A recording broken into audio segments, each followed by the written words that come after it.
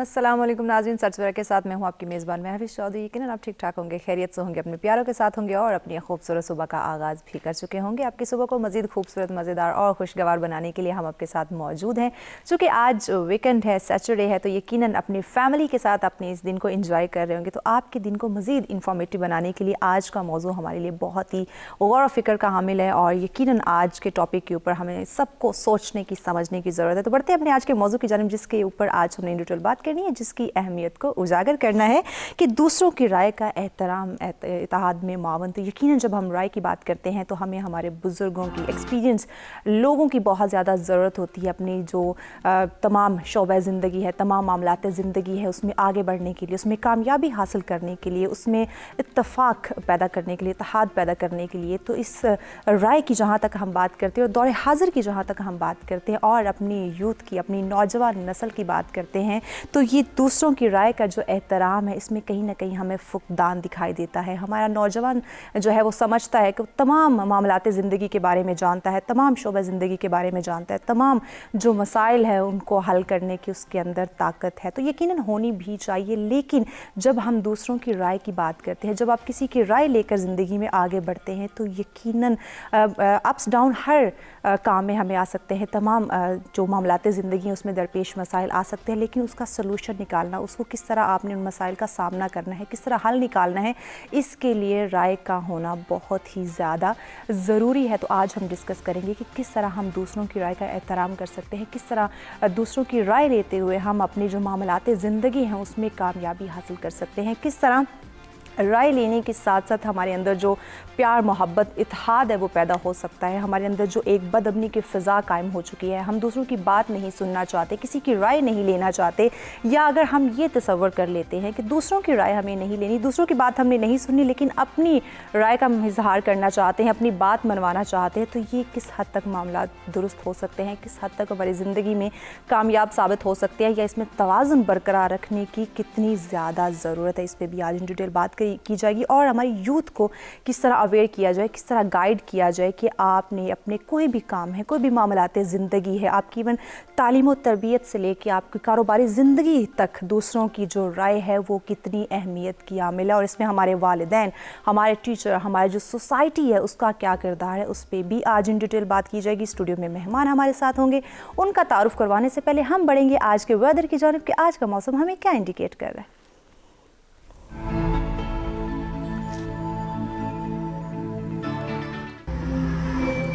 जी, सबसे पहले बात करते हैं इस्लामाबाद की, जहां ज़्यादा से ज़्यादा 20 डिग्री सेंटीग्रेड और कम से कम 6 डिग्री सेंटीग्रेड। जी, रुक करते हैं लाहौर का, जहां ज़्यादा से ज़्यादा 21 डिग्री सेंटीग्रेड और कम से कम 6 डिग्री सेंटीग्रेड।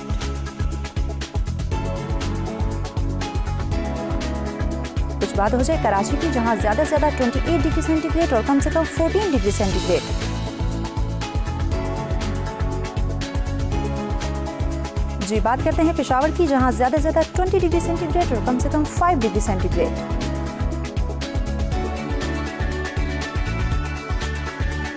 जी, बात करते हैं क्वेटा की, जहां ज़्यादा से ज़्यादा 15 डिग्री सेंटीग्रेड और कम से कम -5 डिग्री सेंटीग्रेड। जी, रुक करते हैं गिलगित बल्तिस्तान का, जहां ज़्यादा से ज़्यादा 3 डिग्री सेंटीग्रेड और कम से कम -4 डिग्री सेंटीग्रेड। जी, आखिर में बात करते हैं मुजफ्फराबाद की, जहां ज़्यादा से ज़्यादा 20 डिग्री सेंटीग्रेड और कम से कम 7 डिग्री सेंटीग्रेड रिकॉर्ड किया गया।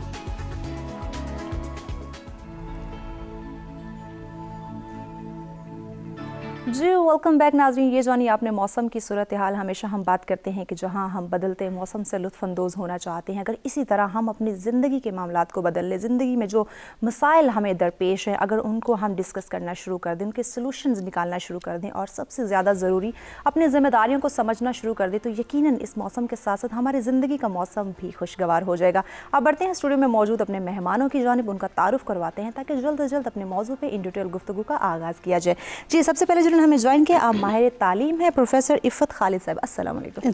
सचवरा में खुशामदीद कहेंगे जी। उनके साथ तशरीफ़ फरमा है, आप भी माहिर तालीम है, अब्दुल वहाब साहब, अस्सलाम वालेकुम। वालेकुम सलाम। आपको भी खुशामदीद कहेंगे जी। उनके साथ तशरीफ़ फरमा है, आप ट्रेनर हैं, फौजिया अयूब साहब, अस्सलाम वालेकुम। आपको भी खुशामदीद कहेंगे। आप तीनों मेहमानों का बहुत शुक्रिया, आपने हमें ज्वाइन किया। प्रोफेसर साहब, आपसे आगाज़ करते हैं दूसरों की राय का एहतराम। क्या कहती हैं, बयान कीजिए। शुक्रिया महविश। दूसरों की राय का एहतराम उस सूरत में हो सकता है जब हम ये समझें कि हमारी से भी लोग, सब लोग जो जितने अल्लाह ताला ने तख्लीक की है उन सब का IQ लेवल है। फ़िक्र दी अशरफुल मखलूक़ात इसीलिए कहा गया है कि वो सोच सकता है, बयान कर सकता है।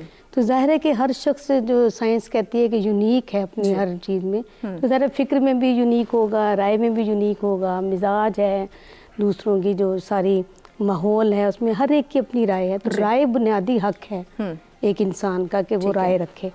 अब जो है हर बंदा जो राय देगा तो ज़ाहिर है एक ही चीज़ के मुख्तलिफ पहलुओं की तरफ देखेगा, बिल्कुल, कि वो किसी और तरह से अपने नज़रिए से सोचेगा, अपने नज़रिए से देख रहा होगा। एक ही चीज़ अगर हो तो सब तरफ तो सबके पहलू नहीं होते। अब वो बंदा कुछ और सोच रहा होगा। वो तो इख्तलाफ जो है ना कई दफ़ा रहमत का बायस है। आप सल्लल्लाहु अलैहि वसल्लम ने फरमाया भी कि इख्तलाफ राय जो है वो रहमत है, क्योंकि उससे मुख्तलिफ पहलुओं का अंदाज़ा होता है, मुख्तलिफ जो एस्पेक्ट्स ऑफ लाइफ हैं वो पता चलता है। एक चीज़ के हवाले से उसकी पॉजिटिव और नेगेटिव चीज़ों का पता चलता है। तो इस हवाले से हर एक की राय का एहतराम करना चाहिए कि उसने जो कुछ कहा अपने IQ लेवल के, अपने मेंटल जो लेवल है उसके मुताबिक उसने कहा है। तो पहले हम सुने तो सही दूसरों की बात, बिल्कुल, फिर कहीं जाकर पहले सुनने की तरफ आए, उसके बाद हम डिसीजन लेंगे। जी अब्दुल वहाब साहब, आप क्या समझते हैं, दूसरों की राय का एहतराम या इख्तलाफ राय जो है हमारे लिए कितनी मावन साबित हो सकती है? मैं सबसे पहले तो मैं इस टॉपिक पे आपकी पूरी टीम को आपको अप्रिशिएट करना चाहूँगा कि आपने बहुत ज़बरदस्त टॉपिक चुना है। देखिए जो दूसरों की राय है बेसिकली थोड़ा सा हमें पीछे से शुरू करना पड़ेगा। जी जी, हम सब अल्लाह के करम से मुसलमान हैं। दीन इस्लाम जो है वो बेसिकली एक ऐसा आफाकी मज़हब है जो हमें इस दर्स की तालीम देता है कि हम इंसानियत का एहतराम करें, बिल्कुल, हम आदमियत का एहतराम करें, हम छोटों का एहतराम करें, बुज़ुर्गों का एहतराम करें, यकीनन, गर्ज irrespective of religion, caste, creed, हम हर एक का एहतराम करें। अब एहतराम जो है दीन इस्लाम का एक लाजमी पार्ट एंड पार्सल है, बिल्कुल। एहतराम बेसिकली कहाँ से ओरिजिनेट, कहाँ से शुरू होता है? अल्लाह ताला ने जो अंबिया भेजे जी, उन अंबिया के साथ अल्लाह ताला ने इंसानों को दर्स दिया वो था एहतराम में इंसानियत का, कि इंसानियत का एहतराम किया जाए, मोहब्बत, अखुवत, भाईचारे, ये गानगत के साथ दुनिया में एक ऐसा माशरा तश्कील दिया जाए जिसमें खून खराबा ना हो, लड़ाई झगड़ा ना हो, जिसमें लोग आपस में मिलजुल के रहें, अमन अमान का दर्स दिया गया, अमन अमान का। और सबसे बड़ी बात इख्तलाफ राय। इख्तलाफ राय जो है वो एक बहुत ही नेचुरल चीज़ है कि हर चार अफराद मुख्तलिफ राय रखते हैं। बेसिकली हमने जमहूरियत के निज़ाम को अपना तो लिया कि जमहूरियत बुनियादी तौर पे जो इख्तलाफ राय है उसका एहतराम करती है, दूसरे को उसका बुनियादी जो हक है वो देने की बात करती है।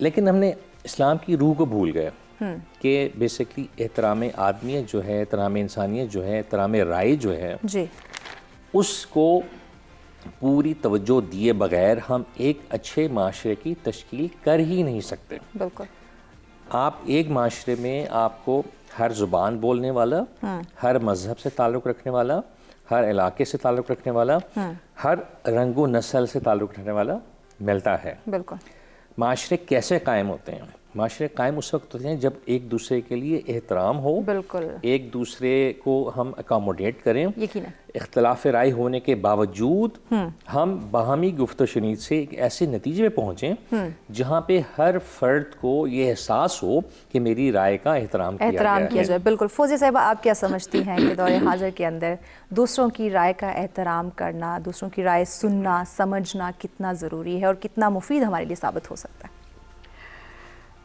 आजकल अगर हम मौजूदा माशरे की बात करें तो इख्तलाफ राय की जो डेफिनेशन है ना वो थोड़ी हमने बदल दी है। वो कैसे कि देखें, इख्तलाफ राय जो है ना वो हमेशा से है, अज़ल से है।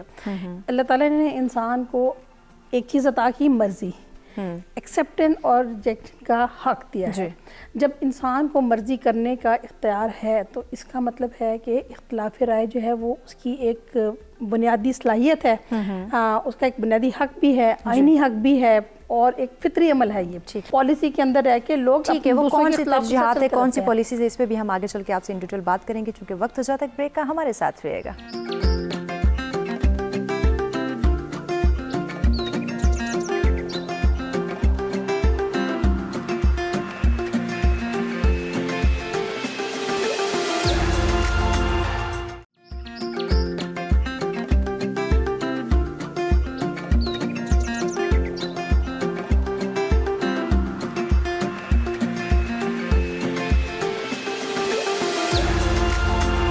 वेलकम बैक नाज़रीन, सच में एक दफ़ा फिर से आप तमाम देखने वालों को कहेंगे खुशामदीद। आज का हमारा मौजूद जिस पर इन डिटेल गुफ्तगू का आगाज़ हो चुका है कि दूसरों की राय का एहतराम इत्तेहाद में मावन। यकीनन जब आप दूसरों की राय का एहतराम करते हैं तो बहुत सारे मसाइल से हम खुद को बचा सकते हैं। फौज़े साहब आपकी तरफ आते हैं। ब्रेक पे जाने से पहले आपसे गुफ्तगू की जा रही थी, आप कुछ अवामल की कुछ तरजीहात की बात करी थी, आप अपनी बात कंप्लीट कीजिए। जी बिल्कुल, हम पॉलिसी की बात कर रहे थे, तरजीहात की बात कर रहे थे।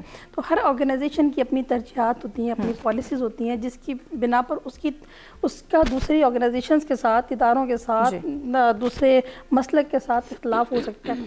लेकिन पहले अगर हम पीछे चले जाएं थोड़ा हिस्ट्री में, तो ये जो इख्तिलाफ करने वाले लोग थे वो मुखलिस थे। ठीक है। अभी जो इख्तिलाफ है वो ज़ाती अना की बुनियाद पर, फ़िरका वारियत की बुनियाद पर और अपनी मफाद परस्ती की बुनियाद पर हो रहा है। तो जब इख्तिलाफ इस तरह से हो रहा है तो ये इस मौजूदा इंतशार का बायस बन रहा है। और अगर हम ये चाहते हैं कि इस इंतशार से हम बाहर लाएं अपने नौजवान नस्ल को और उनको मज़ीद इस इंतशार में जाने से रोकें, जो कि आगे चल के बहुत सारे और नुकसानात का सबब बनेगा, तो फिर उसके लिए भी ज़रूरी है कि हम उनकी जो ज़िंदगी के मकासद है ना उसके ऊपर उनकी तवज्जो दिलाएं।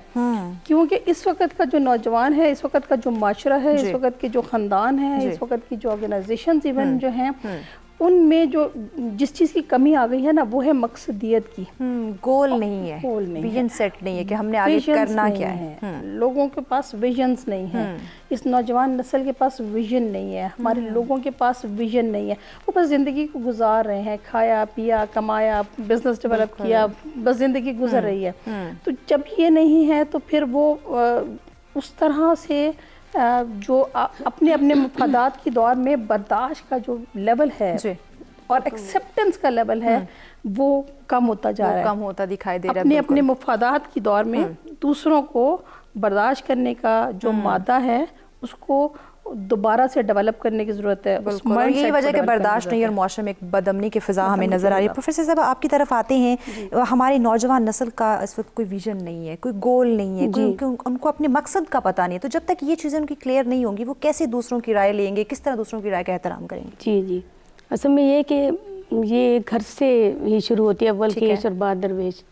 घर में हम देखते हैं कि इवन पेरेंट्स जो है वो जज्बाती हो जाते हैं। अब बच्चों ने तो वही कुछ करना होता है जो पेरेंट्स उनके लिए मॉडल होते हैं। यानी आगाज़ तरबियत का वहाँ से शुरू हो, हमें दूसरे की बात बर्दाश्त करना आए, हम बच्चों की बात को सुन सकें, उनके लेवल के मुताबिक आकर उनके मसाइल को भी समझें। अब इतना ये गैप आ चुका है ये सोशल मीडिया की वजह से, ये सारी मोबाइल वगैरह की वजह से, कि बच्चे और उन वालिदैन के दरमियान कुछ भी कम्युनिकेशन नहीं रही है, कम्युनिकेशन गैप आ चुका है। जी हाँ, तो ये असल में वहाँ से तरबियत वहाँ से शुरू हो रही थी कि वो बच्चे को सिखाएं। जैसे अभी मेरी किसी से बात हो रही थी तो उनका कि कैसे हम बच्चों को जो है वो इस मोबाइल से हटाएं, ये जो सब कुछ चल रहा है। मैं कहा इसलिए कि वही बात है जैसे इन्होंने कहा कि गोल हमने नहीं दिए, हमने बताया नहीं कि उनको ज़िंदगी का मकसद क्या है।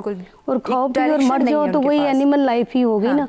हम इंसानी ज़िंदगी की तरफ अभी आए ही नहीं कि आप क्यों आए हैं इस दुनिया में, और आपकी वमा खलक़तुल जिन्ना वल इंसा इल्ला लियअबुदून, और अल्लाह की हमने क्या इबादत करनी है, हमारी तख्लीक का मकसद क्या है, हमारी बिगनिंग क्या है और हमारी एंड क्या है। अब इसमें भी बड़ी आसानी से हमें मटीरियल मिल जाता है, लेकिन उसको ऑर्गेनाइज करके बता के उनको गोल्स समझाएं कि भाई आप फजूल नहीं आए, आपका कोई मकसद है, आपके पास जो टाइम लिमिट दिया गया है उसमें आपने कुछ करके करके दिखाना है, ये हमारे पास इसकी कमी आ रही है। फिर वही चीज़ जो है वो आगे स्कूल लेवल पर भी है और उस लेवल पर भी है। हम सिर्फ उन्हीं चीज़ों पर जो मादियत की और इसकी है कि बस पढ़ लो भाई, डिग्री ले लो, ये ले लो, हम उनको आला अखलाकी अक़दार नहीं बता रहे, उनको आला लेवल नहीं बता रहे कि आपकी ज़िंदगी का मकसद सब्र, बर्दाश्त, तहम्मुल और ज़िंदगी में आपने कैसे गुजारना है। आपका इन्ना का अल्लाह खुलुक़ी नज़ीम जो हम पढ़ा तो देते हैं कहीं पर, लेकिन ये नहीं बताते कि खुलके अजीम हैं क्या, कौन से अखलाक थे, किसके पीछे हमें चलना है, कैसे इताअत करनी है। तो अगर इसकी तरफ हमने असल बेसिकली हम तरबियत को माइनस कर रहे हैं। हमारे निसाब में भी तरबियत का कोई ज़रिया नहीं, हमारे स्कूल लेवल पर भी उस लेवल पर भी हम सिर्फ ये आ गया है कि हमने ये करना है बस काम और उसको ख़त्म कर देना है। उससे जो डेवलप करना चाहिए हमें वही गोल सेट करेगा और फिर उसके बाद फिर हम एक दूसरे की बात को सुनेंगे, राय का एहतराम करेंगे और समझेंगे कि बच्चों को भी कोई प्रॉब्लम है, उनको कैसे हैंडल किया जा सकता है। अब्दुल वहाब साहब, हमारे यहाँ तालीम और तरबियत दोनों बहुत अहम पहलू और दोनों का बहुत गहरा कनेक्शन है। जैसे प्रोफेसर साहब ने बात की, तालीम तो दी जा रही, तरबियत नहीं दी जा रही। जब इन दोनों चीज़ों को साथ लेकर नहीं चलेंगे तो किस तरह हमारी नौजवान नस्ल के अंदर शऊर बेदार होगा, दूसरों की एहतराम, जो राय उसका एहतराम करने का, दूसरों की बात सुनने का, सब्र का? मैं देखिए, सबसे पहले हमें बुनियादी तौर पर एक चीज़ माशरे को तय करने की बहुत अशद ज़रूरत है जी। वो ये है कि हमारा मकसद सबका एक है, ठीक है। उस मकसद को हासिल करने के लिए फॉर एग्ज़ाम्पल हमारा इस दुनिया में आने का मकसद ये है कि आखिरत की कामयाबियाँ। बिल्कुल। हमारे जितने अमाल होते हैं 24 घंटे के, उसमें हम ये मकसद कभी नहीं भूलते। हमें ये हर सेकंड दिन में मतलब हमारे दिलो दिमाग में ये चीज़ होती है कि यार अगर किसी के साथ बुराई की तो उसका बुरा सलाम मिलेगा, आखिरत बर्बाद होगी। बिल्कुल। दूध को कम तोला या दूध में पानी मिलाया या केमिकल मिलाया तो आखिरत में इसकी सज़ा मिलेगी। क्लास को बंक किया तो तालीम में भी कमी आएगी, अल्लाह ताला भी देख रहा है। इसी तरह ज़िंदगी के हर शोबे में सुबह से लेकर रात तक जब हम अपने अमाल कर रहे होते हैं तो ये जो खौफ है आखिरत की अकाउंटेबिलिटी का, ये जागुज़ीन होता है। जहाँ हमने इससे राह फरार इख्तियार की वहाँ हम अपने ज़िंदगी के मकसद से बहकने लगते हैं। अच्छा, अब देखिए, सबका मकसद एक है जी। इस मकसद को इख्तियार करने के तरीके मुख्तलिफ हो सकते हैं। एक आदमी फॉर एग्ज़ाम्पल नमाज़ पढ़ रहा है, वो हाथ बांध के नमाज़ पढ़ रहा है, मकसद उसका आखिरत में कामयाबी है जी। एक आदमी हाथ छोड़ के नमाज़ पढ़ रहा है, वो भी नमाज़ पढ़ रहा है, उसका मकसद आखिरत में कामयाबी है। दोनों का मकसद एक है, इख्तलाफ राय है कि मैंने हाथ छोड़ के पढ़ना है, मैंने हाथ बांध के पढ़ना है। सही। इख्तलाफ राय दीन इस्लाम की रूह है। अगर हम दीन इस्लाम की शुरुआत उठा के देखें, हम मुख्तलिफ जो इमाम हैं उनको उठा के देखें तो सबका जो मकसद है आखिरत की फलाह बहबूद है। सब एक अल्लाह को मानने वाले हैं, सब एक नबी को मानने वाले हैं, तरीका थोड़ा थोड़ा मुख्तलिफ है, मकसद सबका सेम है। बुनियादी तौर पे हमें दीन इस्लाम की जो रूह मिलती है उसमें इख्तलाफ राय इसका एक लाजमी अंसर है। अल्लाह ताला ने हमें अशरफुल मखलूक़ात पैदा किया, हमारे जहन में सेकंड में हज़ारों के हिसाब से ख्यालात आते हैं। इंसानी दिमाग को अल्लाह ताला ने इतना पावरफुल बनाया कि अभी तक जो रिपोर्ट्स हैं सबसे ज़्यादा आइंस्टाइन ने अपना दिमाग इस्तेमाल किया, जो 10% से तजावुज़ नहीं हुआ।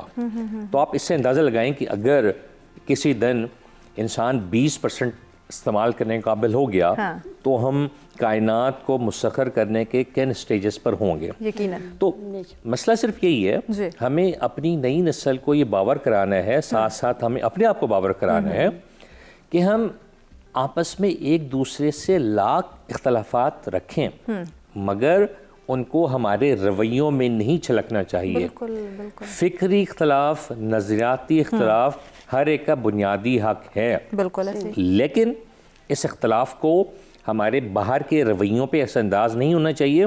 एक मेरा दोस्त है, कुलीग है, मुझे ये मालूम है कि मेरा उससे शदीद किस्म का नज़रियाती इख्तलाफ है, लेकिन मुझे उसकी रिस्पेक्ट में या उसे मेरी रिस्पेक्ट में कोई कमी नहीं करनी चाहिए।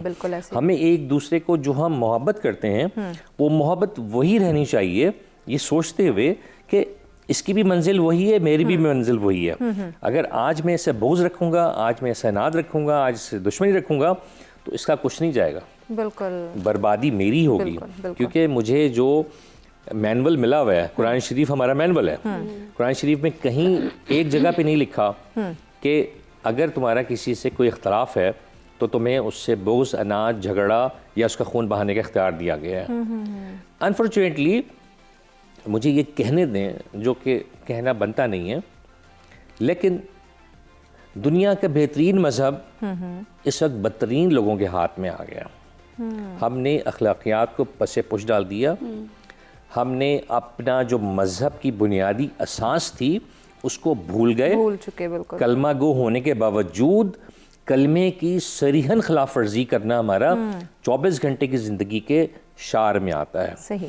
हम नफ़रत, बेईमानी, चोरी, चोर बाजारी, मिलावट और तमाम बदअमालियाँ जिनकी शदीद किस्म की अल्लाह ताला ने सज़ा मुकर्रर कर रखी है, बहुत बेबाकी के साथ, बहुत दलेरी और डटाई के साथ हम उनकी खिलाफ वर्जी करते हैं। नतीजा ये है कि हमारी ज़िंदगियों में फसाद बरपा हुआ है। बिल्कुल, वो एक उस फसाद में माहौल क्रिएट हो ये रहा भी है कि हम इख्तलाफ राय को ये समझते हैं कि शायद इसका मतलब दुश्मनी है, शायद इसका मतलब गले काटना है, शायद इसका मतलब डंडे हाथ में उठा लेना है। बिल्कुल, जबकि कतई ऐसा नहीं है। एग्जैक्टली, इख्तलाफ राय बुनियादी हक है, लेकिन उसको रवैयों के ऊपर हावी कर लेना यकीनन हमारे लिए, हमारे मुआशरे के लिए बहुत नुकसानदा साबित हो सकता है। मजीद भी इन डिटेल बात की जाएगी, लेकिन वक्त हो जाता है ब्रेक का। हमारे साथ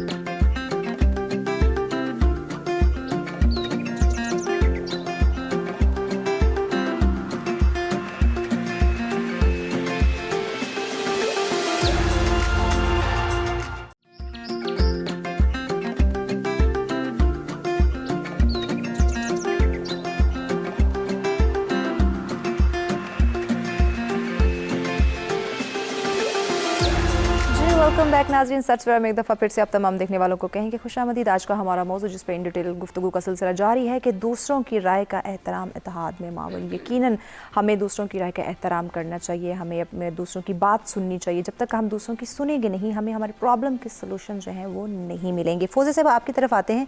ब्रेक पर जाने से पहले अब्दुल वहाब साहब ने एक पॉइंट की तरफ इशारा किया जिसमें उन्होंने बात की कि इख्तलाफ राय जो है, दूसरों की राय लेना, उससे इख्तलाफ हो जाना एक बुनियादी हक है, लेकिन उसको अपने रवैयों पे हावी कर लेना और एक दुश्मनी का, बेसकूनी का माहौल क्रिएट कर देना, इससे हम छुटकारा कैसे हासिल करें और इसके बारे में अवेयरनेस कितनी ज़रूरी है? देखिए, रवैया जो है वो नाम है उस रद्द-ए-अमल का जो किसी की भी बात में हमारे ऊपर आता है। कोई भी जो तालिब इल्म है, वालिदैन हैं, फैमिली मेम्बर्स हैं, कुलीग्स हैं, हम लोग जब आपस में इंटरेक्ट कर रहे होते हैं तो देखिए टॉलरेंस, फिर वही बात आ गई कि टॉलरेंस जो है ना, जब तक इसको नहीं पैदा करेंगे तो रवैयों में तब्दीली नहीं आ सकती। और टॉलरेंस पैदा करने के लिए फिर हमें एक दफ़ा वापस अपने मज़हब की तरफ जाना पड़ता है। इस्लाम से बेहतर हमें कोई बात ये नहीं समझाता, कोई चीज़ भी ये बात नहीं समझाती कि बर्दाश्त जो है वो कितनी ज़रूरी है। और ये जो रवैयों की ख़राबी है, ये अदम बर्दाश्त का नतीजा है। वो ये सब चीज़ें जो हैं ये बचपन से हमारे उसमें जो है इनकैलकुलेट बच्चे में की जाती हैं। इससे पहले माँ बाप जो थे, जब वो हम पीछे चले जाएं, एक दहाई पीछे चले जाएं, तो माँ बाप बच्चे को सिखाते थे कि ये तुम्हारा काज़न है, इसके साथ रहना है, इसके साथ शेयरिंग करनी है, इसके साथ चीज़ें जो हैं वो आपने बांट के खानी है, बांट के खेलनी है। बिल्कुल। ये रवैया जो है ना, ये अब हमने बच्चों को सिखाना बंद कर दिया है और बच्चे अपनी ज़ात में ना बस ऑल इन ऑल हो गए हैं। जब बच्चे अपनी ज़ात में ऑल इन ऑल हो गए हैं तो उसके नतीजे में हमें क्या नज़र आ रहा है? बच्चे ज़िद्दी और खुदसर हो गए हैं, चिड़चिड़ापन का शिकार हो रहे हैं, बदला लेने की तरफ आ रहे हैं, तल्ख लहजे, तल्ख रवैये होते दिखाई दे रहे हैं। तल्ख रवैये। तो ये जो अदम बर्दाश्त है ना, ये बचपन से ही डेवलप होता चला हुआ आ रहा है। इस बात के चेक एंड बैलेंस को देखना बहुत ज़्यादा ज़रूरी है। इस बात के ऊपर नजर सानी करना, अपनी माओ को तरबियत देना। देखिए, हमारे पास स्कूल्स हैं, इंस्टीट्यूशंस हैं, लेकिन हमारे पास कोई ऐसी दरसगाह नहीं है जो माओ की तरबियत करे।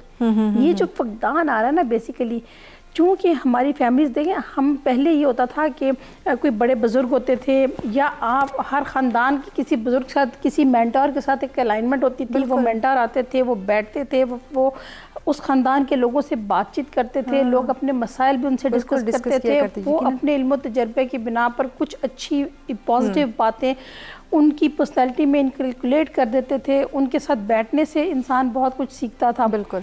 अब हम अपनी ज़िंदगी की तगोदो में इतने मसरूफ़ हैं कि हमारे पास ऐसा कोई टाइम नहीं है। हमारी मदर्स स्कूल में जा रही हैं, डिग्री होल्डर हैं, बिल्कुल, लेकिन वो जो एक ख़ानदानी तरबियत थी ना, उसका एक फुकदान आता जा रहा है, वो एक गैप आता जा रहा है। इस गैप के नतीजे में पिछले एक दहाई में जो हमें जनरेशन मिल रही है, उसमें ये सारी चीज़ें हमें नज़र आ रही हैं। और ये एड्रेस करना इस वक्त की सबसे बड़ी ज़रूरत है। अगर हमें मनहसूल कौम एक वो जो हम FATA की भी उस लिस्ट में आ चुके हैं, उससे बाहर निकलना ना, तो ग्रास रूट लेवल पे काम करने की ज़रूरत है। स्कूल्स में ठीक है, टीचर्स बहुत सारा कुछ बताती हैं, मिल के रहें, डिसिप्लिन मेंटेन करने की कोशिश भी करते हैं, लेकिन बहरहाल तरबियत का फुकदान है और रवैयों को पॉजिटिव करने के लिए उस माइंड सेट का भी फुकदान होता जा रहा है। तो ऐसे मेंटर्स जो हैं उसकी ज़रूरत है आज की इस नौजवान नस्ल को, हमारे माशरे को, कि जो इस मौजू पे बात करें पब्लिकली, सोशली, बिल्कुल, और डिस्कस करने की बहुत ज़्यादा ज़रूरत है दौरे हाजिर के अंदर। प्रोफेसर साहब, आपकी तरफ आते हैं। अगर हम कदीम ज़माने की बात करते हैं, बुज़ुर्गों का गेट टुगेदर हुआ करता था, लोग अपने मसाइल डिस्कस किया करते थे, उनको हल करने के लिए कोई ना कोई सोल्यूशन प्रोवाइड किया जाते थे। लेकिन जिस तरह फौजी साहबा ने बात की, दौरे हाजिर के अंदर मादी दौड़ में इतने लग चुके हैं कि अपने बच्चों के लिए वक्त नहीं रहा, दूसरों के लिए तो बहुत दूर की बात है। तो ये फिर से वो दोबारा जो एक कदीम ज़माने का माहौल है, क्या हम उसको दोबारा वापस ला सकते हैं? दोबारा वही माहौल क्रिएट किया जा सकता है कि बुजुर्गों के साथ बैठकर उनकी राय लेते हुए, उनकी राय का एहतराम करते हुए अपने तमाम मामलात ज़िंदगी में हम कामयाब हो सकें? देखिए जी, इस्लाम जो है ना, हमें वापस फिर वही जैसे बात हो रही थी उसकी तरफ ही आना पड़ेगा, क्योंकि जितनी वो हमें हिदायत देता है ना, और हमें सही एज आ फ़र्द हमने कैसे बिहेव करना है और माशरे में कैसे, वही ये बता रहा है कि जैसे उसमें रिश्तेदारों के हकूक़ हैं, बुज़ुर्गों के हकूक़ हैं, उसमें उसको कैसे वापस लाया जा सके। असल में यही सबसे बड़ा इस वक्त मसला है। जैसे तनाज़े की बात है ना, इख्तलाफ हो गया, लड़ाई झगड़ा हो गया, तो कुरान मजीद तो यही कहता है कि अल्लाह और उसके रसूल की तरफ छोड़ दो, आपस में ना लड़ो। बिल्कुल, क्योंकि लड़ने से क्या होगा, तुम्हारी हवा उखड़ जाएगी। हवा का मतलब ये है, जैसे नज़र ही आ रहा है आपका रोब और दबदबा, आपकी जो एक, ठीक है, आप एक एज अ कौम एक बड़ी उम्मत है, वो आपका रोब और दबदबा ख़त्म हो गया। अब हमें वापस ही उस तरफ ही लौटना पड़ेगा। जैसे उसने कहा कि आज के दौर में तरक्की करने के लिए आपको 1500 साल पीछे जाना पड़ेगा, क्योंकि वही बेहतरीन इंसानी इस्लामी माशरा, बेहतरीन इंसानी और इस्लामी एक ही चीज़ है कि जो बेहतरीन इंसानी माशरा है वो असल में बेहतरीन इस्लामी माशरा है। उसमें क्या चीज़ सिखाई गई, कैसे वहाँ पर उसवा रसूल सल्लल्लाहु अलैहि वसल्लम जो हमारे सामने हमें देखना पड़ेगा, और उन्हें अपने घरों में बाहर अंदर राइज करना पड़ेगा कि सिर्फ यही नहीं है कि आप बस मज़हब के नाम पर आप खड़े हो जाएं, अमलन आपने क्या किया। अब आप सल्लल्लाहु अलैहि वसल्लम जिस तरह से तहम्मुल और बर्दाश्त किया है, और जिस तरह वो कूड़ा फेंकने वाले और वो सारे हमारे उसमें मौजूद हैं, तो किस हद तक सब्र अरबी ज़बान में कहते हैं रोक लेना, रिएक्शन से रोक लेना। ठीक है, एक एक्शन हुआ है ना, थोड़ा सा उसको रोक कर फिर उसके बाद वक्त का सब्र आपको बहुत बड़ी तबाही से बचा सकता है। सब्र और बर्दाश्त, वाले मन सब्र व गफ़र ज़ालिका मिन अज़्मिल उमूर, जो कोई रोक ले, सब्र कर ले और जो दरगुजर कर दे, ये दोनों चीज़ें हमारे माशरे में इस वक्त ख़त्म हो चुकी हैं। ना सब्र है और ना ही जो हमारे पास जो है वो एक दरगुजर करना, माफ़ करने की आदत है। अब्दुल वहाब साहब, इन्हीं बातों पर वापस हम लाएंगे तो ही हम जो है दोबारा वो माहौल क्रिएट कर सकते हैं। अब्दुल वहाब साहब, दरगुजर करना हमारी आज के यूथ को नहीं आ रहा, बर्दाश्त करना उसको नहीं आ रहा, अपनी बात सुनाना चाहते हैं लेकिन बड़ों की बात नहीं सुनना चाहते, तो ये एक बहुत बड़ा जो फुकदान हमें दिखाई दे रहा है, इसको हम कैसे दूर कर सकते हैं? देखिए, आपने अपने जो सवाल में ना बहुत ज़बरदस्त माशरती जो अलमिया है उसकी निशानदेही की है। दरगुजर, अफू व दरगुजर किताबों की हद तक रह गया। बर्दाश्त सिर्फ एक किताबी बात रह गई। माफ़ कर देना गैर दुनिया का फेल करार दे दिया गया। यार माफ़ कर दोगे, यार ये तो अगला तो हावी हो जाएगा आपके, ये तो चढ़ दौड़ेगा। एक्सीडेंट हो गया, आपकी गलती थी, आपने माफ़ी मांग ली, तो पता ही लगा कि अगला तो चढ़ दौड़ेगा आपके ऊपर। आपने गाड़ी टकराई है, अगले के ऊपर फ़ौरन चढ़ाई कर दें, चीख पुकार करें और ये प्रूव कर दें कि जी मैंने नहीं मारी, क्योंकि आपने ब्रेक लगाई थी गलत जगह पे, इसलिए मैंने गाड़ी खुद लगी है, आपकी गलती की वजह से लगी। देखिए इशू यही है ना कि जब तक अंदर से ये एहसास पैदा नहीं होगा कि इस दुनिया का जो हासिल है वो इस दुनिया में अच्छे काम कर जाना है, या हर कोई बुरे काम करके बुराई में नाम लिखवाने के लिए सबसे आगे है। अब मैं इस बात से आपको ये सिर्फ एक बात मैं करूँगा, जी जी, सानिया सियालकोट जो है उसकी बेतहाशा वीडियोस सामने आई। ये वो लोग थे जो अपना हिस्सा डाल के उस ऐसे इंसान को बचा सकते थे कि जिसका कोई कसूर ही नहीं था, लेकिन हिस्सा कहाँ डाला? वीडियोस बनाने में। दूसरे अल्फाज में अंदर से वो रहम दिली, वो दरगुजर अफू, ये था ही नहीं एहसास कि एक इंसानी जान ली जा रही है। और मतलब मेरे पास वो नेगेटिव अल्फाज शायद मैं इस्तेमाल ना कर सकूं, जिस सफाकी और बर्बरियत से उस श्रीलंकन शख्स को कत्ल किया गया इस्लाम के नाम पे। ऐसे इस्लाम तो लाखों जानों को बचाने का दर्ज देता है। यकीन, बेशक, बिल्कुल। हमें इस्लाम के दर्स हम सब ने पढ़ा हुआ है, हमारे स्कूल, कॉलेजेस, यूनिवर्सिटीज़ में हमें हर रोज़ बताया जाता है। लेकिन इशू ये है कि जो हम मादियत परस्ती की तरफ जितनी तेज़ी से और दिलेरी से आगे बढ़ रहे हैं, हमने अखलाकियात को पसे पुष्ट डाल दिया। इंसानियत उतनी तेज़ी से दम तोड़ती दिखाई दे रही है। एग्जैक्टली। हमें ये भूल चुके हैं कि अगर हम ज़्यादती करते हैं, गलती से ज़्यादती कर बैठते हैं, अगर हम माफ़ी मांग लेंगे तो हमारी नाक नहीं कट जाएगी, अल्लाह ताला के पास हमारे वक़ार में इजाफा हो जाएगा। बेशक, बिल्कुल। एक छिलका फुटपाथ से या सड़क से केले का हटा देना हमारे स्टेटस में कमी नहीं करेगा, बल्कि ये आखिरत में हमारे लिए अजर व सवाब का बाइस बन जाएगा। बिल्कुल ऐसे। अब बेसिकली जो दरगुजर और अफू है, जो बर्दाश्त है, माफ़ कर देना है, ये ऐसी अल्लाह ताला की दीवी नेमतें हैं कि जिसमें अल्लाह ताला ने बे इंतहा करम अंदर रख दिया है। इसके बावजूद अगर हम उसकी तरफ नहीं जा रहे तो इसका मतलब ये है कि हमारी जो माशरा हमारी तरबियत कर रहा है, जो माहौल हमारी तरबियत कर रहा है, उसमें बहुत बड़ा मसला है। शायद हमारी जो माएँ हैं वो बच्चे अपने ऐसे अपनी तरबियत से वो बच्चे नहीं निकाल पा रही, जो बाहर सड़क पर आके, कॉलेज में आके, स्कूल में आके, प्रैक्टिस में आके बिल्कुल जो है लोगों को माफ़ करने का अंदर बर्दाश्त पा सकें। यकीनन इसमें हमारे जो वालिदैन हैं उनका बहुत अहम रोल है। माओ की बेहतर से बेहतरीन तरबियत होनी चाहिए। मज़ीद इन डिटेल अपने मेहमानों से गुफ्तगू करेंगे, लेकिन वक्त जाता है ब्रेक का। देखते रहें सच सवेरा।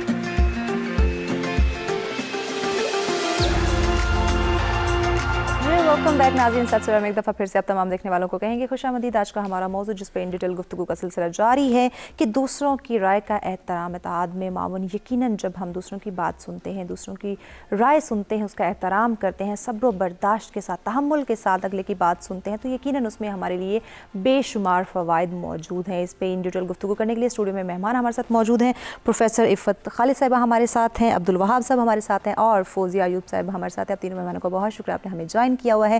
फौजी साहब, आपकी तरफ आते हैं। एक सेहतमंद मुआशरे की तश्कील के लिए, कामयाब मुआशरे की तश्कील के लिए बच्चों की बेहतर तरबियत का होना बहुत ज़्यादा ज़रूरी है, ताकि वो उनकी तरबियत को मद्देनज़र रखते हुए, अपनी तालीम को मद्देनज़र रखते हुए वो दूसरों की बात सुनना पसंद करें, उनकी राय का एहतराम करना पसंद करें। वो बात की जाती है, सुने सब की, करें अपनी। तो दूसरों की जो सुनने की एक आदत है अपने बच्चों के अंदर, वो कैसे डेवलप कर सकते हैं?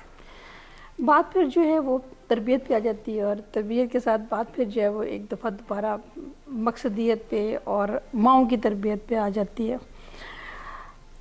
अगर हम तालीम याफ्ता माएँ तो हम कहते हैं, लेकिन ये सब कुछ जो हम देख रहे हैं, जैसे अभी सर ने जो है वो जिक्र किया सानिया सियालकोट का, तो ये सब कुछ जो है हमारी तालीमी पसमानदगी और तरबियत के फकदान का जो है नतीजा है।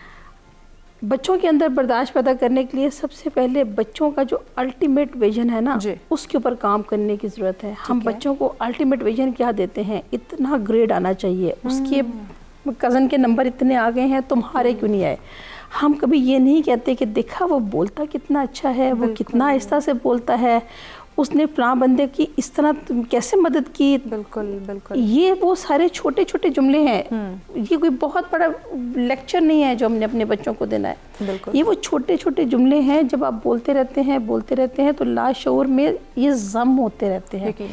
चूँकि अब ये जुमले बच्चे के लाशऊर में जम नहीं हो रहे, तो हम जो एक नौजवान देख रहे हैं वो एग्रेसिव नौजवान देख रहे हैं, जिसके सामने जो है अल्टीमेट गोल कोई नहीं है। उसके सामने अल्टीमेट गोल वो नहीं है, जैसे अभी सर ने जिक्र किया कि हमारा अल्टीमेट गोल क्या है कि आखिरत अच्छी होनी चाहिए। जो हमारा जो ज़िंदगी का सफ़र आखिरत है, उसके आखिर में भी हम जो हैं वो आखिरत तो अभी बात की बात है, उसके आखिर में भी हमें एक वक्त गुजारना है, वो वक्त अच्छा होना चाहिए। ये सब बातों की जो तालीम है, इसको रिवाइव करने की ज़रूरत है। बजाय इसके कि हम बच्चे से कहें कि तुमने इतने परसेंटेज मार्क्स क्यों नहीं लिए, तुमने इतने ग्रेड्स थे, तो उसको हमने ये कहना है कि भाई तुमने अपने दोस्त को पानी पिलाया, तुम जो लंच लेके गए थे वो तुमने अपने दोस्त के साथ शेयर किया, तुम्हारा वो दोस्त जो तुमसे लड़ रहा था पेंसिल लेने पे या किसी कॉपी पे या किसी होमवर्क पे, क्या तुमने ये किया कि तुमने उसको कहा लो भाई तुम लड़ो नहीं, तुम ये ले लो। जब तक देखें आपके अंदर में कुर्बानी का जज्बा नहीं होगा ना, तो बर्दाश्त पैदा नहीं होगी। बर्दाश्त पैदा करने के लिए पहले बच्चों के अंदर कुर्बानी का जज्बा उभारना, इस नौजवान नस्ल के अंदर कुर्बानी के जज्बे को उभारना ज़रूरी है। अगर हम इस कुर्बानी के जज्बे को उभारने से में कामयाब हो जाएंगे, तो आज हम जिस जगह पर खड़े हैं उससे हमारा रिवाइवल हो जाएगा। अदरवाइज फिर ये रास्ता तो डिस्ट्रक्शन की तरफ लेके जा ही रहा है। यकीनन। जी, आप अपनी बात कंप्लीट कर लीजिए प्लीज़। तो बस इसमें कुर्बानी के जज्बे के ऊपर काम करने की ज़रूरत है। बच्चों को ये बताने की ज़रूरत है कि कोई खड़ा है तो उसको पानी पिला दो, रास्ते में जाते हुए बूढ़े शख्स को सड़क पार करा दो। आप अपने जो लंच बॉक्स का लंच है उसको ज़ाया मत करो, रख लो। जब आप शेयर कर लो, शेयर नहीं करते तो अपनी आया अपने स्वीपर को दे आओ। बिल्कुल, ये सब बातें बच्चों के साथ करने की ज़रूरत है। जब हम ये बातें अमली करके भी दिखाने की हमें ज़रूरत है। प्रोफेसर साहब आपकी तरफ आते हैं। शहद की मक्खियों को अगर हम देखें एग्जाम्पल, तो उनके इत्तेफाक से शहद बनता है, इत्तेफाक में बरकत है, नो डाउट। तो ये जो राय है उसका एहतराम करना, इत्तेफाक से, इत्तेहाद से चलना, इसकी कितनी ज़्यादा तालीम की ज़रूरत है इस बारे में? जी, असल में देखिए कि जिस वक्त इख्तलाफ होता है ना, और इख्तलाफ के बाद अगला आता है कि बहस व मुबाहिसा, फिर मुनाजरा, फिर मुजादला, फिर उसके जितनी भी हैं उससे वो लड़ाई झगड़ा बढ़ता चला जाता है। नतीजा क्या होता है कि आपस में रंजिश पैदा हो जाती है। और इस्लाम ने जो माशरे के लिए हिदायत दी हैं वो पॉजिटिवली दी हैं कि भी सब मिलकर जुल कर रहो, एक दूसरे का हकूक़ का ख्याल रखो। और उसने जो नेगेटिव चीज़ें हैं उन सब की भी बेखुनी करने के लिए कहा कि देखो तजस्सुस ना करो, कि देखो ये किसी की टो में ना लगे रहो, देखो किसी बेईमानी ना करो, धोखा ना करो, इन जो माशरे को नुकसान पहुँचा सकती थी। अब माशरे के इत्तेहाद के लिए ज़रूरी है कि चंद बुनियादी चीज़ों पर हम सेट हो जाएं कि भी अल्लाह, रसूल, कुरान, ये सब की तो ठीक है ना, बाकी कोई इख्तलाफ राय है तो उसको थोड़ा सा इग्नोर कर दें। कोई मस्जिद बन गई है तो कोई बात नहीं, उसमें भी जाके नमाज पढ़ी जा सकती है।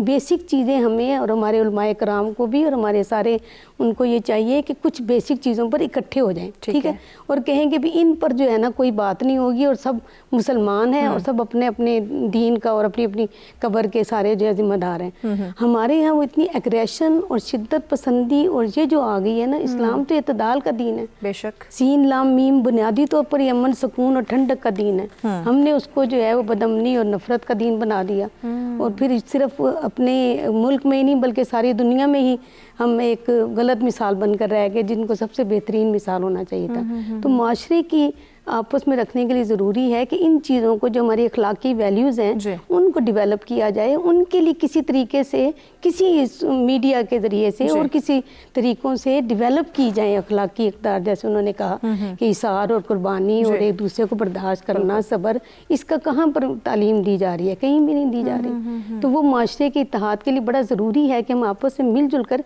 एक मकसद पर इकट्ठे हो जाएँ। बिल्कुल। अब्दुल वहाब साहब, दूसरों की राय के एहतराम के लिए, इत्तेहाद के मामून के लिए इत्तेदाल बरकरार कैसे रखा जाए? देखिए, जो एहतराम राय है वो क्या है बेसिकली, इसको समझने के लिए एक मैं छोटी सी मिसाल दूंगा। हम अपने घर के फ़र्द या दफ्तर के फ़र्द या माशरे किसी फ़र्द के सामने एक राय देते हैं।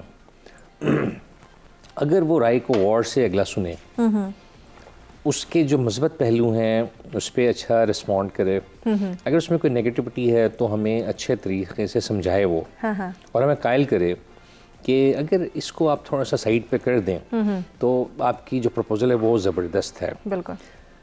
और हमारे अगर अंदर इस चीज़ का शऊर है कि हम भी इंसान हैं, हमसे गलती हो सकती है, बिल्कुल, अगले ने पॉइंट आउट की है, हम उसको खुले दिलो दिमाग के साथ सुने और कबूल करें और उसको मॉडिफाई कर लें, उसको उसमें बेहतरी पैदा कर लें। तो बुनियादी तौर पे ये फ़लसफ़ा है कि इंसान हर वक्त अपने आप को अक्ले कुल ना समझे। सही। जितनी भी मिराज पे पहुंच जाए अपनी अकलियत की, जितना भी वो 1000 PhDs कर ले वो इस फानी ज़िंदगी में, लेकिन समझे कि यार मैं इंसान हूँ, गलती का पुतला हूँ। बिल्कुल। To err is human. अगर इंसान गलती नहीं करता तो वो इंसान नहीं है, फिर फरिश्ता है। जब अल्लाह ताला ने भेजा ही इंसान बना के है तो जो गलती की गुंजाइशें रख दी है, बिल्कुल, फरिश्ते उससे मावरा हैं। अब अगर इंसान कहे कि नहीं मैं तो फरिश्ता हूँ, तो कैसे दूसरे एक्सेप्ट करेंगे? कैसे? बिल्कुल ऐसे।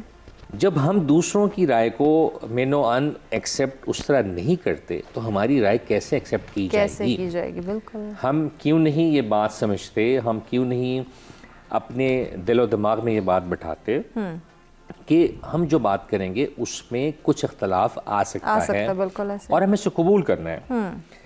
हमारे आंखों के सामने दुनिया में मिसालें भरी पड़ी हैं। हम इस वक्त टेक्नोलॉजी की जिस मेराज पर पहुंचे हैं जी। एक मैं छोटी सी मिसाल लूँगा। जिन हवाई जहाज़ों में आजकल हम सफ़र करते हैं, क्या ये हवाई जहाज़ शू दिन से ऐसे ही बने हुए हैं? क्या जब ये जहाज़ बन रहे थे, जो इन्वेंटर्स थे उसमें से कई ये कहते थे कि भाई एटलीस्ट जहाज़ की जो हाइट है पहियों से कम 20 फुट होनी चाहिए। सही। वो कहते थे नहीं, इसमें 6 नहीं या 4 नहीं 20 फॉर एग्जांपल पहिए होने चाहिए। इसमें जो डिज़ाइन है व्हील्स का वो डिफरेंट होना चाहिए, जो विंग्स हैं इसका डिज़ाइन मुख्तलिफ होना चाहिए, जो आपका पूरा कैप्सूल है जहाज़ का वो भी डिज़ाइन मुख्तलिफ होना चाहिए। बिल्कुल, यानी इख्तलाफ राय चलता रहा, और हम इस वक्त मॉडिफिकेशन करके उसको रद्दोबदल करके उस मेराज पर पहुंच चुके हैं कि हम अपने जितने जहाज़ हैं मेजॉरिटी बगैर एक्सीडेंट्स को जहाज़ उड़ रहे हैं। इसी तरह इंसानी अक्ल व शऊर का जो इर्तिका होता है वो यही होता है। इख्तलाफ राय बेसिकली हमें आगे बढ़ने में, डेवलप करने में मदद करता है। बिल्कुल। आप फॉर एग्जांपल आप अच्छे स्पीकर हैं, आप इंसान हैं, चंद गलतियां करते हैं, आपके स्टाइल में रद्दोबदल की गुंजाइश मौजूद है। अगर आप खुल के क्रिटिसिज्म को एक्सेप्ट करते हैं, आप कहते हैं लोगों से हमें बताओ, मुझे बताओ कहाँ मेरे अंदर गलतियां हैं, और अगर आप पूरी दरिया दिली के साथ उसको एक्सेप्ट करके अपने आप को चेंज करते हैं तो आप और बेहतर मुकर्रर बनते हैं। बिल्कुल ऐसे। अगर आप ये समझ लें कि खबरदार किसी ने मेरी किसी चीज़ में कोई नुक्ता निकाला, नतीजा क्या होगा? वो जो कमज़ोरियाँ हैं वो आपकी ऐसे ही चलती रहेंगी, और अब 40 साल के बाद भी उन कमज़ोरियों के साथ उस नए सामीन की जो क्रिटिसिज्म है उसको एक्सेप्ट करने पे मजबूर होंगे उस टाइम। यकीनन अपने मेहमानों से मज़ीद भी इन डिटेल बात करेंगे कि किस तरह दूसरों की राय का एहतराम अपनी नौजवान नस्ल को सिखाया जाए कि इत्तेफाक में बरकत है, इत्तेहाद के साथ रहने के लिए दूसरों की राय का होना बहुत ज़रूरी। इख्तलाफ राय बुनियादी हक है, यकीनन इख्तलाफ राय हो सकता है, लेकिन उसके साथ साथ सब्र और तहम्मुल की भी बहुत ज़्यादा ज़रूरत है। हमारे साथ रहेगा, मिलते हैं एक शॉर्ट ब्रेक के बाद।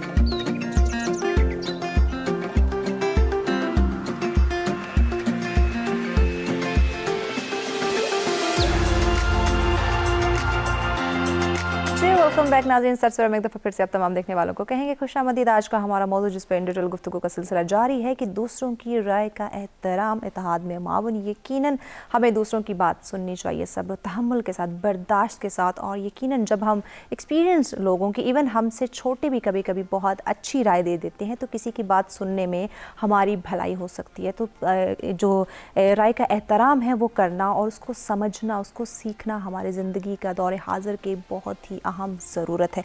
फौजी साहब आपकी तरफ बढ़ते हैं। अब्दुल वहाब साहब ने एक बात की कि जब हम किसी की राय को अहमियत नहीं देंगे, किसी की राय का एहतराम नहीं करेंगे, तो कोई और हमारी राय का एहतराम क्यों करेगा?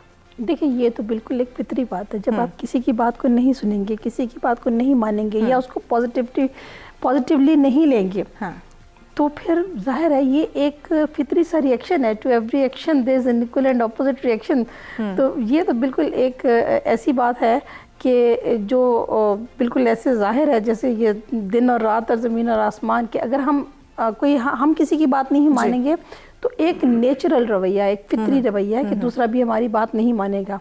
लेकिन अगर दूसरा मान लेता है या हम किसी की ऐसी बात मान लेते हैं जो हमारा नहीं मान सकता, तो जाहिर है फिर ये इंसानियत की मिराज है। फिर ये वो नमूना है जिसको हमारे नबी सल्लल्लाहु अलैहि वसल्लम ने कहा कि इंसान को ऐसा होना चाहिए, जिसको शायद अल्लाह ताला भी चाहता है कि इंसान को ऐसा होना चाहिए। तो ये तो फिर एक इंसानियत की मिराज है कि अगर कोई आपसे इख्तलाफी राय रखता है और आप उसकी बात फिर भी मान लेते हैं, या आप किसी से इख्तलाफी राय रखते हैं और फिर आप बात मान लेते हैं, तो ऑफ कोर्स। अच्छा फौजी साहब, एक बात अगर हम दौरे हाजिर की बात करें, ये भी चीज़ देखने में आती है, अगर कोई इंसान किसी की राय दे रहा है, वो उसकी राय को सेकंड कर रहा है, उसकी राय को अहमियत दे रहा है, तो सामने वाला समझेगा कि हो सकता है ये मुआशरे के बारे में इतना अवेयर नहीं है, ये इतना एजुकेटेड नहीं है, और कहीं ना कहीं गलत राय की तरफ, गलत डाइवर्शन उसको देना शुरू कर देता है। तो इस बारे में क्या कहेंगे आप? देखिए, ये जब हम अगर वापस चले जाए ना, अपने रूट्स की तरफ वापस चले जाए। हमारे रूट्स क्या है? हम एक मुसलमान कौम हैं और बहैसियत मुसलमान हमें उन तमाम तालीमात, उन तमाम नज़रियात को जो है वो पहले दिन से सीखना है, अपनी पैदाइश से सीखना है। ठीक है। और हमारे वालिदैन ने, हमारे जो ख़ानदान हैं, उन्होंने हमें ये सिखाना है, हमारे उस्ताज़ा ने हमें ये सिखाना है।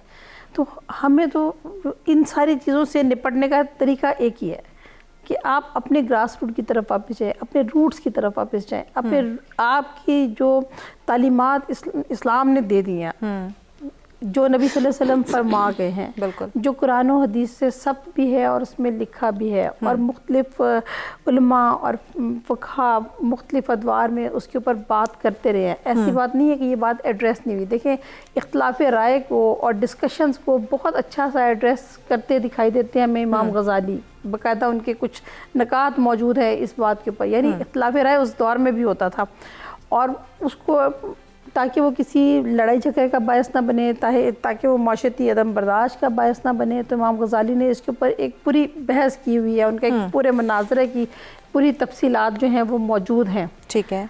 तो ये किसी भी चीज़ से बचने के लिए बात वही है कि हमें तालीमी पसमानदगी से बचना पड़ेगा। बिल्कुल। हमें बच्चों को किताबें पढ़ने का आदी बनाना पड़ेगा, हमें अपने आप को किताबें पढ़ने का आदी बनाना पड़ेगा। और किताबें पढ़ने से मेरी मुराद उस लिटरेचर को पढ़ना है जो हमारे जो अकाबरीन जो हैं वो इससे पहले लिख चुके हैं। हमारे जो बहुत अच्छे अच्छे मौके जो हैं वो गुजरे हैं, बहुत काबिल उस्ताज़ा गुजरे हैं, और उन्होंने इन सारी बातों को आज से पहले भी एड्रेस किया। इसका मतलब है ये एक ऐसा रवैया है जो हर माशरे में कहीं ना कहीं किसी न किसी हद तक मौजूद रहता है, और हर माशरे में इस रवैये को कंट्रोल करने की कोशिश की जाती है।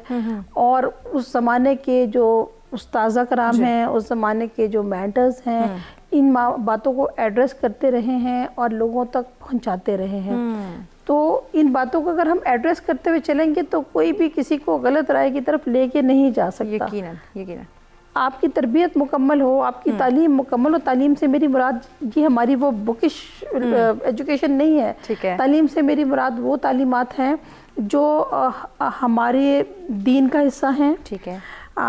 हमारे उलमा कराम ने हमें बताया है, मनोअन हमारे वालिदैन, इवन हमारे ट्रेडिशंस का हिस्सा। बिल्कुल। देखिए, हमारे अगर हम अपने कल्चर और ट्रेडिशन में जाएं तो हमारा कल्चर और ट्रेडिशन ऐसा नहीं है। हाँ। हमारा कल्चर और ट्रेडिशन जो है वो सारे बड़े हम्बल हैं, यकीनन। तो उस हम्बलनेस को की अवेयरनेस की दोबारा ज़रूरत है। बिल्कुल, अवेयरनेस की, रहनुमाई की बहुत ज़्यादा ज़रूरत है। प्रोफेसर इफ़ा साहब, आपकी तरफ आते हैं। अगर हम बात करें सोशल मीडिया प्लेटफॉर्म की, क्या दौरे हाजिर के अंदर हमारे जो नौजवान नस्ल है, हमारी यूथ है, या किसी भी हम शोबे ज़िंदगी में किसी भी फ़र्द की बात करते हैं, तो वो दूसरों से राय नहीं लेता और डायरेक्टली वो सोशल मीडिया पे अप्रोच करता है, वहाँ पे अपने प्रॉब्लम जो है वो शेयर करना शुरू कर देता है। तो वहाँ की राय उसके लिए कितनी फ़ायदेमंद हो सकती है, कितनी नुकसानदा हो सकती है? दोनों ही तरफ हैं, क्योंकि कई दफ़ा बहुत अच्छी चीज़ें भी मिल जाती हैं। ठीक है। और कई दफ़ा मैंने बच्चों को कुछ समझाना हो ना, क्योंकि ये तो अब टाइम नहीं है ना कि उनको बैठ कर नसीहतें करने का, तो मैं वही मैसेज या इक़्तिबास या उसका एक्सट्रैक्ट निकाल के ना वो अपने बच्चों को सेंड कर देती होती हूँ उसी के हवाले से। तो मुस्बत चीज़ें भी हैं, नेगेटिव चीज़ें ये हैं कि यहाँ पर ज़ाहिर है बहुत सारी चीज़ें मौजूद हैं, कोई पॉजिटिव भी नेगेटिव भी। अब ये है कि अगर हमने तरबियत ये की हो कि ये सच है और ये हक है और ये गलत है और ये सही है, ये हया है और ये फलां उसके अगेंस्ट है, तो फिर वो बच्चे नेगेटिव नहीं जाएंगे, नेगेटिव नहीं लेंगे, क्योंकि ये तो एक वही दो धारी तलवार है ना, जिसको आप इस्तेमाल करेंगे। डॉक्टर के हाथ में हो तो वही पॉजिटिव हो जाती है और ऑपरेशन हो जाता है, और वही डाकू के हाथ में हो तो उसका सत्यानाश ही अगले का हो जाता है। तो इसी तरह से सोशल मीडिया भी एक ऐसी ही चीज़ है जिसका इस्तेमाल उसको पॉजिटिव और नेगेटिव बनाता है। तो अच्छी चीज़ है कई तरह का इस्तेमाल। अब ये भी नहीं कह सकते कि आप सोशल मीडिया को बिल्कुल अलहदा कर दें तो हमारे बच्चे तो फिर कहीं के भी नहीं रहेंगे। दौरे हाजिर के इसमें भी उन्होंने हिस्सा लेना है। अब्दुल वहाब साहब, इस पे आपकी राय जानना चाहेंगे कि आप क्या कहते हैं सोशल मीडिया को लेकर? बेसिकली मैं भी चाहता हूँ मैं थोड़ा ऐड करूँ। देखिए, सोशल मीडिया कौन इस्तेमाल कर रहा है?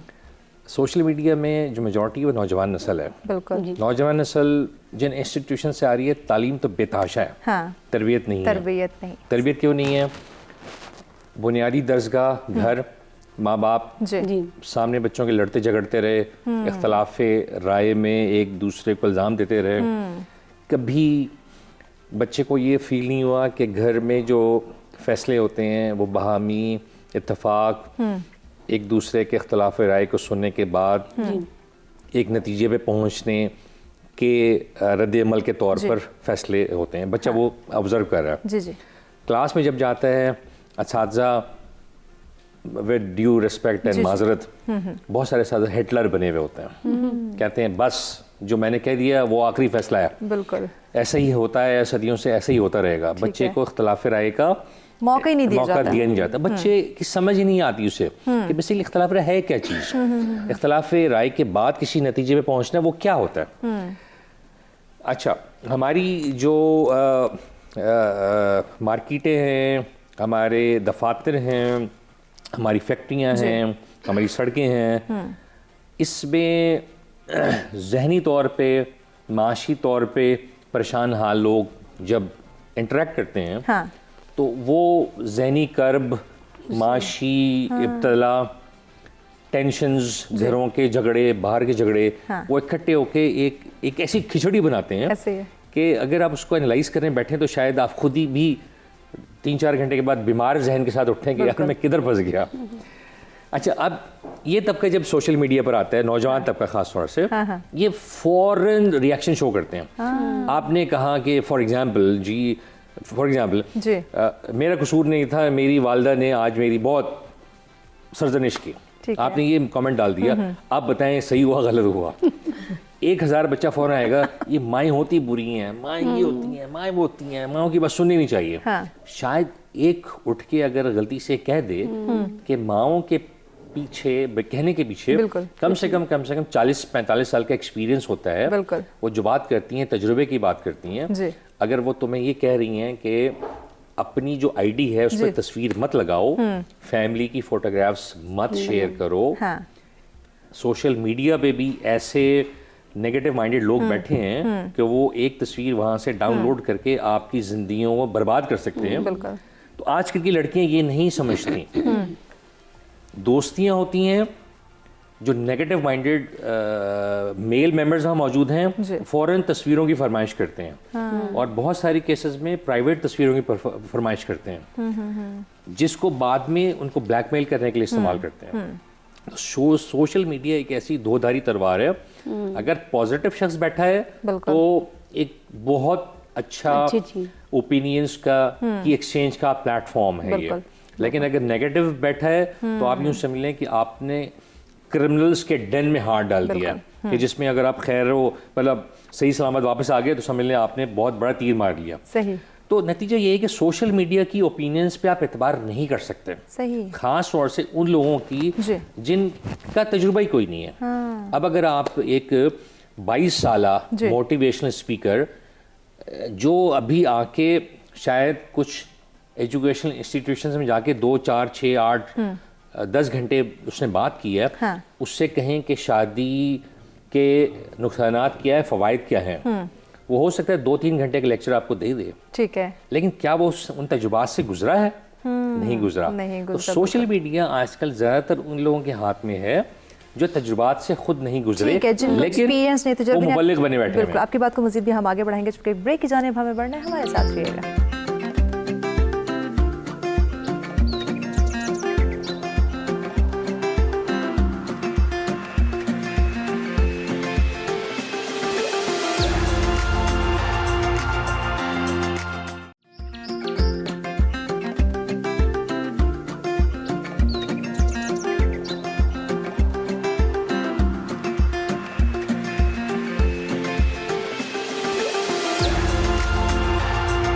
वेलकम बैक नाज़रीन, सर और मैं एक दफ़ा फिर से आप तमाम देखने वालों को कहेंगे खुशामदीद। आज का हमारा मौजूद जिस पर इन डिटेल गुफ्तगू की जा रही थी कि दूसरों की राय का एहतराम इत्तेहाद में मावर। यकीनन जब हम राय की बात करते हैं तो हमें उन तमाम लोगों की जो हमारे वालिदैन हैं, हमारे रिश्तेदार हैं, हमारे करीबी हैं, वो तमाम लोग जिन्होंने ज़िंदगी का एक बहुत गहरा तजुर्बा हासिल किया है, उनकी राय हमारे लिए यकीनन बहुत मुफीद साबित हो सकती है। अब्दुल वहाब साहब, आपकी तरफ आते हैं। सोशल मीडिया के हवाले से हम बात कर रहे थे, आप अपनी बात कंप्लीट कीजिए। जी, मैं बेसिकली इस प्लेटफॉर्म के तवस्सुस से अपनी जितनी नौजवान नस्ल है उनको पैगाम भी देना चाहूँगा कि जैसे मैंने पहले अर्ज़ किया, सोशल मीडिया में एक अच्छी भली तादाद इंतहाई नेगेटिव, शातिर और क्रिमिनल माइंडेड लोगों की है।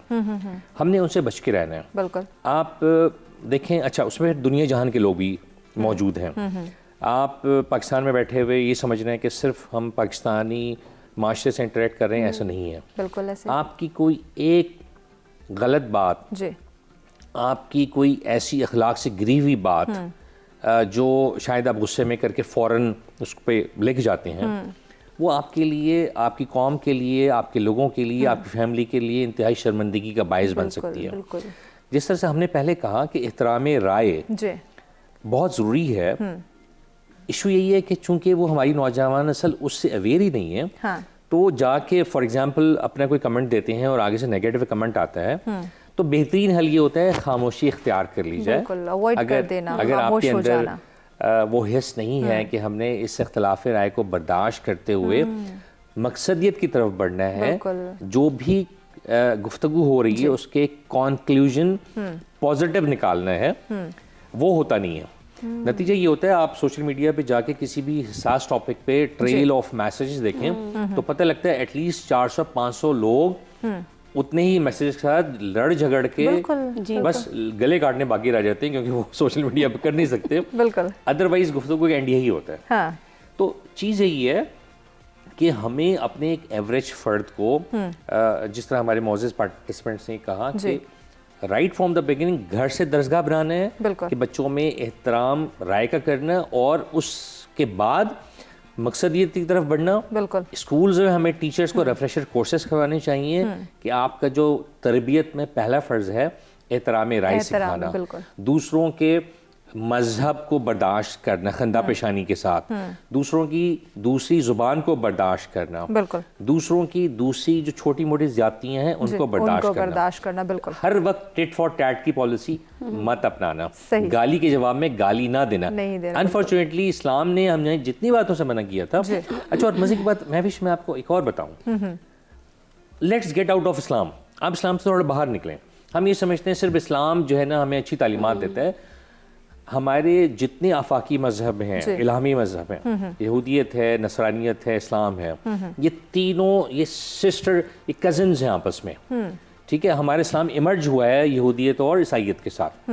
यहूदियत को पढ़ें, ईसाइयत को पढ़ें, कहीं पे दिल आज़ारी का कोई कॉन्सेप्ट नहीं है, कहीं पे दूसरे के अकायद में इंटरफेयर करने का जिक्र नहीं है, कहीं पे दूसरे को मारने पीटने का या बुरा कहने का जिक्र नहीं है। इससे आप बाहर निकलें, आप कम्युनिज्म की तरफ जाएं, आप हिंदू मत की तरफ जाएं, आप बुद्ध मत की तरफ जाएं, आप इनकी किताबें उठा के पढ़ें, इनके ओरिजिन आप उठा के देखें, सही। ये भी मोहब्बत और अखुवत और एहतराम में राय का दर्ज देते हैं। तो क्या वजह है? वजह सिर्फ और सिर्फ ये है कि बेसिकली ऑलमोस्ट पूरी दुनिया ने मजहब को साइड पे रख के एक ऐसा आलमगीर मजहब इख्तियार कर लिया है जो सिर्फ मादा परस्ती की तरफ लेके जाता है और जो सिर्फ आपस में मसाइल को बढ़ाकर मसाइल को मजीद हम बढ़ा के अपने लिए बिल्कुल अपनी ज़िंदगी को जहन्नुम की तरफ लेके जा रहे हैं। फौजी साहिबा, लास्ट में आज की पूरी गुफ्तगू को मद्देनजर रखते हुए आप क्या समझती हैं, किस तरह हम खुद की जो रहनुमाई है वो कर सकते हैं, खुद के अंदर शौर बेदार कर सकते हैं कि जो एहतराम राय है ये हमारी ज़िंदगी के लिए, हमारी इवन फैमिली के लिए, मुआशरे के लिए बहुत ज़रूरी है? देखिए, ये सारा जो गुफ्तगू है, हमारी आज की जो गुफ्तगू है, इसका एक हल इल्लामा इकबाल फरमा गए हैं। इल्लामा इकबाल ने कहा, मोहब्बत फातिह आलम। तो जो दुनिया के तमाम तर झगड़ों का हल हमने देखा है, बेहतरीन हल कब मिलता है? जंगो जदल से कहीं हमें पूरी दुनिया की हिस्ट्री में हल मिलता हुआ नज़र नहीं आया। उससे एक कौम दूसरे पे गलबा तो पाई, खून खराबा तो हुआ, खून रेजी तो हुई, लेकिन जहाँ भी अमन हुआ, जहाँ भी सुकून हुआ, वो हमेशा गुफ्तगू से हुआ। वो सारे मामलात गुफ्तगू से हल किए गए। वो सारे मामलात जो हैं वो एक दूसरे की राय का एहतराम करके हल किए गए। अगर हम देखते हैं कि मुसलमानों ने हुकूमत की तो मुसलमानों ने कहीं तलवार की नोक पे हुकूमत नहीं की। मुसलमानों ने हमेशा जो है वो मोहब्बत की नोक पे हुकूमत की है। अगर मुग़लों ने हिंदुस्तान की हुक्मरानी की है 200 साल 300 साल, तो वो किस उसके ऊपर की है? वो 300 साल की हुकूमत जो है वो मोहब्बत उसकी बुनियाद थी। और माशरे में मोहब्बत जो है ना वो बुनियादी इकाई है। इस मोहब्बत को पैदा करना जो है वो बहुत ज़्यादा ज़रूरी है। तो फिर उसमें फिर वही बात है कि हमें तरबियत करनी है अपने ख़ानदानों की, अपनी माओं की, अपने सिर्फ माओं की नहीं, वालिद हजरात की भी, बिल्कुल वालिदैन की तरबियत करनी है। हमें वालिदैन की तरबियत करनी है। हमने अपने ख़ानदान की बुनियादी इकाई, जहाँ पे हमारा एक जॉइंट फैमिली सिस्टम नज़र आता था, उसकी तरफ किसी तरह राग़िब करना है। क्योंकि जब वालिदैन के पास वक्त नहीं है तो दादा दादी वक्त देंगे, नाना नानी वक्त देंगे, चचा मामू वक्त देंगे, और बच्चे को शेयरिंग की आदत पड़ेगी। फिर उस्ताज़ा की तरबियत की ज़रूरत है, उनके रिफ्रेशिंग कोर्सेज जैसे सर ने कहा करवाने की ज़रूरत है। और अपनी नौजवान नस्ल के लिए ख़ास तौर पे हुकूमती सतह पर, अपनी मजहबी इज्तिमात की सतह पर, अपने सोशल सतह पर, जैसे सोशल मीडिया की बात हो रही है, तो सोशल मीडिया में भी ऐसे मेंटर्स को आगे आके काम करने की ज़रूरत है। हमारे जो CROs हैं उनको काम करने की ज़रूरत है कि ऐसे प्रोग्राम के इनकाद किया जाए जिसमें उन्हें ये बताया जाए कि वो क्या गर्दू था जिसका तो बिल्कुल इसी तरह हमारा मुआशरा जो है वो एक पुरसुकून फ़िज़ा की तरह जा सकता है। प्रोफेसर साहब, आप क्या समझते हैं आज की पूरी गुफ्तगू को मद्देनज़र रखते हुए आपकी लास्ट में राय जानना चाहेंगे कि किस तरह एहतराम राय को हम फ़रोग़ दे सकते हैं? जी, एहतराम राय, जैसे मैंने पहले कहा था कि इससे मुराद है सुनना। पहले आप किसी की बात सुनेंगे तो सही, हमारे पास फिर आगे उस पर हंसना ही आ जाता है। उससे मुझे एक वाक़या याद आ रहा था कि एक औरत जो थी, मतलब मेंटल थी या पागल औरत थी जी, तो उसने आप जहाँ बैठे हुए थे वहाँ वो आई, तो आपने उसकी बात आधे घंटे गौर से सुनी। ठीक है। और सहाबा कराम ने कहा कि या रसूल अल्लाह, ये तो पागल है। उनका अगर मैं भी ना सुनता तो कौन सुनता? तो पहले लेवल पर हमें सुनना आता है, फिर दूसरे लेवल पर तवज्जो के साथ सुनना। ये नहीं कि ठीक है अपना काम करते रहे बाद भी। उसके बाद तहम्मुल, बर्दाश्त, खुले दिल के साथ अगर हमारी कोई गलती आ रही है और अगर नहीं भी है, हम समझ जाएं कि दूसरा बंदा ठीक नहीं कह रहा, तो भी दरगुजर की हमारे पास है, हमारे पास उसकी हमारी चीज़ें हैं। इन चीज़ों को हमें अपनी अखलाकी कदरों को डेवलप करने की बड़ी प्रोफेसर साहब, इसी में अपने लास्ट मैसेज ऐड कर दीजिएगा हमारे नाज़रीन के लिए। यही कि हमें सबसे पहले अपने से शुरू करें। ठीक है। हम दूसरों की बात सुने, हम दूसरों का एहतराम करें, मसलकी एहतराम भी और बैनुल अक़वामी मज़ाहिब का एहतराम भी, जैसे जब तक कि हम कर सकते हैं। ठीक है, तहम्मुल बर्दाश्त अपनी जगह, लेकिन आप सल्लल्लाहु अलैहि वसल्लम ने 27 जंगें भी लड़ी हैं। तो इसलिए जहाँ पर हमें ज़रूरत है उस लिहाज से हमें तहम्मुल बर्दाश्त, सब्र, हौसला के साथ स्टेमिना बरकरार रख के ज़िंदगी गुजारनी। ठीक हो गया जी। अब्दुल वहाब, लास्ट में हमारे नाज़रीन को आप क्या कहना चाहेंगे? जी, मैं इस तवज्जो से कहना चाहूँगा कि घरों के माहौल को बेहतर बनाने में वालिदैन बच्चों को सुने, बच्चे ये जहन में रखें कि वालिदैन अपनी आधी से ज़्यादा ज़िंदगी गुजार चुके हैं, एक पूरा तजुर्बा है और वो तजुर्बा उनके काम आ सकता है। हम अपनी जितनी तालीमी दर्जगाहें हैं, छोटी से लेकर बड़ी तक, इसमें असातिज़ा जो फ़नी तरबियत करते हैं वो उसमें ये जहन में रखें कि जो अखलाकी तरबियत है उसमें जो ये अंसर है एहतराम राय का, इख्तलाफ का हक है, इसको गैर महसूस तरीक़ों से अपने स्टूडेंट्स में इनकलकेट करें। ठीक है। मैं जब अपनी यूनिवर्सिटी लाइफ की तरफ देखता हूँ तो मैं देखता हूँ हमारे चंद एक असातिज़ा थे, उन्होंने हमारे जहनों में खामोश तरीके से जो असबाक दिए हैं अभी तक हमें याद हैं। और माशरे में एज ए होल हमें से हर फर्द को एहतराम राय को और इख्तलाफ राय को उसकी अहमियत देते हुए एक दूसरे को बर्दाश्त करने, खंदा पेशानी से बर्दाश्त करने की आदत डालनी पड़ेगी। यकीनन जी। फौजी साहब, चंद सेकंड का लास्ट में आपका मैसेज। मेरे नज़दीक इख्तलाफ राय और वहदत राय जो है वो एक एवोल्यूशनरी प्रोसेस है। ठीक है। और माशरे को इस इंतशार से बाहर लाने के लिए ज़रूरी है कि इस एवोल्यूशनरी प्रोसेस के रास्ते में जितने भी स्टेप्स आते हैं ख़ानदान की से लेकर तो हमारी यूनिवर्सिटीज़ तक और हमारी वर्क प्लेसेस तक हर जगह इसको एड्रेस किया जाए और इसके तमाम चैप्टर्स के ऊपर बाकायदा वर्किंग करके हमारे जो उस्ताज़ा हैं इस वक्त, हमारे जो मेंटर्स हैं इस वक्त, उनको बाकायदा इसके ऊपर वर्किंग करनी चाहिए और उस वर्किंग के अगेंस्ट में जो करिकुलम डेवलप हो वो करिकुलम जो है वो इस माशरे के हर फर्द तक जो है ना वो इनकैलकुलेट करने की बहुत शुक्रिया मेहमानों का आपने वक्त दिया। और यकीनन नाज़रीन, जब हम दूसरों की राय की बात करते हैं तो हमें अपने बड़ों की, अपने बुजुर्गों की राय का एहतराम करना हमारे लिए बहुत ही ज़्यादा ज़रूरी है। अगर हम अपनी ज़िंदगी में कामयाब होना चाहते हैं, अपने मुआशरे को खुशहाल बनाना चाहते हैं, अपने मुल्क की तामीर और तरक्की में अपना किरदार अदा करना चाहते हैं, तो उसके लिए ज़रूरी है कि हम बात सुनने वाले बने, दूसरों की बात समझने वाले बने, दूसरों की राय का एहतराम करने वाले बने। खुश रहें, खुशियाँ बांटें, अपने प्यारों के साथ रहें और इसी के साथ मुझे दीजिए इजाज़त। अल्लाह ने के बाद।